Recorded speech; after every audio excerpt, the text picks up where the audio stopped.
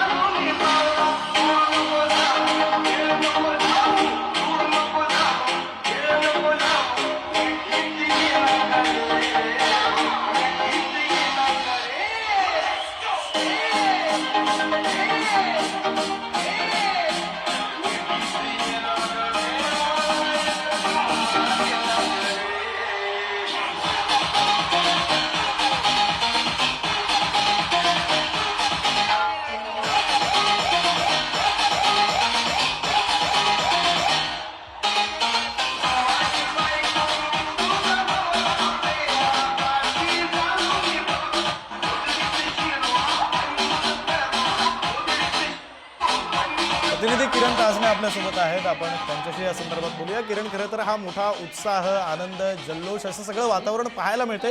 काय नेमकी ही रहाडीच्या होळीची परंपरा असते, रहाडीच्या रंगपंचमीची काय नेमकी परंपरा आहे?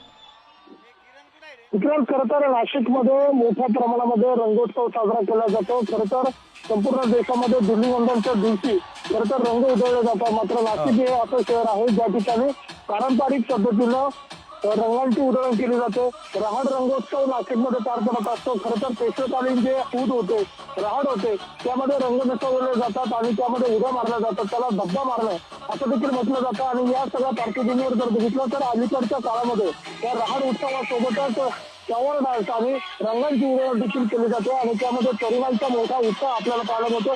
हे सध्या नाशिकच्या भद्रकाली परिसरामध्ये असलेल्या शिवसेना मित्र मंडळाच्या वतीनं करण्यात आलेलं हे नियोजन आपण बघू शकतो की तरुणांचा मोठा उत्साह या फ्लॉवर डान्सचा आपल्याला बघायला मिळतो। विविध गाण्यांवर तरुणाई ठेचा धरते, रंगांची उधळण करते आणि अशा स्वरूपानं या रंगोत्सवाचा जो आनंद आहे तो लुटताना आपल्या या ठिकाणी तरुणाई मोठ्या प्रमाणात पाहायला मिळते। रहाडीचा जो उत्सव आहे तो देखील आता सुरू झालेला आहे आणि त्या सगळ्या पार्श्वभूमीवर आपण बघतोय की नाशिकमध्ये देखील धब्बा मारण्याची जी परंपरा आहे ती देखील यंदाच्या वर्षी या ठिकाणी जोपासताना नाशिककर आपल्याला पाहायला मिळत आहे। विक्रांत, बरं, धन्यवाद किरण दिलेल्या सगळ्या सविस्तर तपशिलांसाठी।